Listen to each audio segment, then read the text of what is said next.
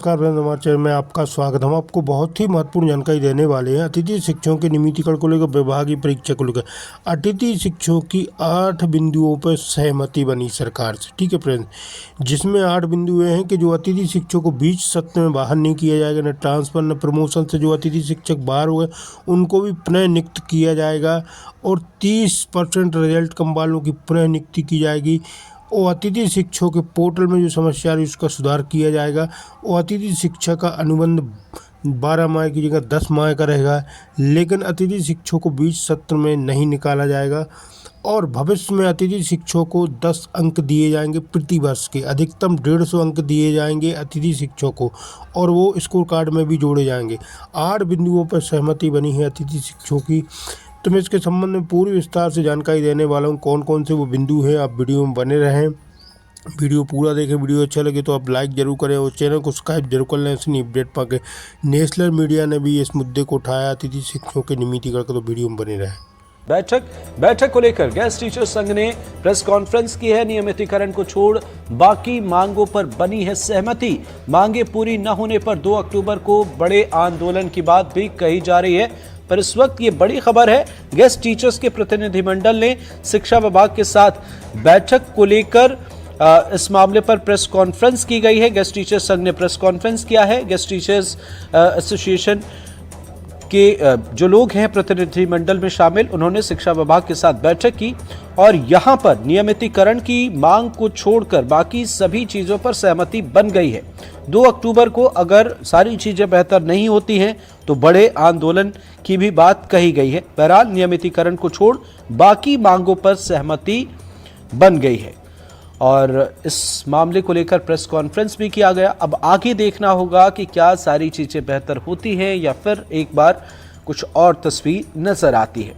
पर इस वक्त ये बड़ी खबर और खास खबर है गेस्ट टीचर्स के प्रतिनिधिमंडल की शिक्षा विभाग के साथ बैठक, और इस बैठक को लेकर गेस्ट टीचर्स संघ ने प्रेस कॉन्फ्रेंस किया है। नियमितीकरण को छोड़कर बाकी मांगों पर सहमति बन गई है, ये जानकारी मिली है। और इसके साथ ही ये भी कहा जा रहा है कि मांगे पूरी न होने पर 2 अक्टूबर को बड़ा आंदोलन किया जाएगा।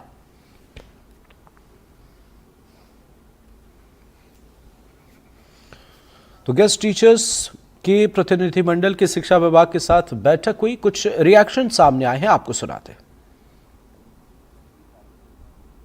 मांग थी गुरुजियों की भांति अनुभव का लाभ देकर अतिथि शिक्षकों को नियमित किया जाए, लेकिन उस मांग को अभी सरकार ने माननीय मुख्यमंत्री जी से चर्चा करने के बाद उस पर निर्णय करेंगे। लेकिन जो भी हमारी वर्तमान में तात्कालिक समस्याएं थीं उन पर सहमति बन गई है। और सबसे अच्छी बात यह है कि अभी वर्षों से कार्यरत अतिथि शिक्षकों को कभी भी बाहर कर देते थे, अब ये कर दिया कि अब अतिथि शिक्षकों की भर्ती 1 जुलाई से लेकर 30 अप्रैल तक के लिए होगी।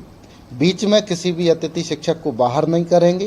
हालांकि सरकार की घोषणा थी कि हम वार्षिक अनुबंध करेंगे, लेकिन उन्होंने वार्षिक अनुबंध तो नहीं किया, 10 महीने का अनुबंध करने पर सहमति दी है। तो भोपाल से हमारे सहयोगी अजय हमारे साथ जुड़ गए। अजय, बताएं क्या कुछ संघ की तरफ से कहा गया है प्रेस कॉन्फ्रेंस में, और शिक्षा विभाग के साथ बैठक में क्या कुछ चीजें निकलकर सामने आई? देखिए अमृत, ये कोई पहला मौका नहीं है जब अतिथि शिक्षक और जो शिक्षा विभाग के अधिकारी हैं या मंत्री हैं उनके साथ बैठक हो रही है। पिछले कई सालों में कई बार बैठकें हो चुकी हैं और दर्जनों बार आंदोलन हो चुके हैं, लेकिन जस की तस अतिथि शिक्षकों की मांगे रह जाती है। हर बार एक नए शिक्षा मंत्री मध्य प्रदेश को मिलते हैं, सरकार वही रहती है, लेकिन शिक्षा विभाग जो मांगे हैं, खासतौर पर अतिथि शिक्षकों की मांगे हैं, वो जस की तस रहती, इक्का दुक्का मांगे उनकी पूरी होती हैं। उसके बाद वही स्थिति बनती है, शिक्षक संघ भी जो है वाहवाही लूट लेता है और चला जाता है अपने अपने घर की ओर, और शिक्षकों में एक प्रचार प्रसार कर दिया जाता है कि हमने 4 मांगे मनवा ली हमारे अध्यक्षीय काल में। लेकिन सबसे महत्वपूर्ण बात यह है कि लगातार ये संघर्ष ना सिर्फ लंबा हो रहा है बल्कि पुराना भी हो रहा है, और मांगे जो है खासतौर पर नियमितीकरण की हैं, वो नियमितीकरण की मांग को लेकर सरकार ने कभी फैसला नहीं किया है। कितनी ही राजनीतिक उथल पुथल हो, कितने ही बड़े आंदोलन हो अमृत, लेकिन स्थिति जस की तस बनी रही है।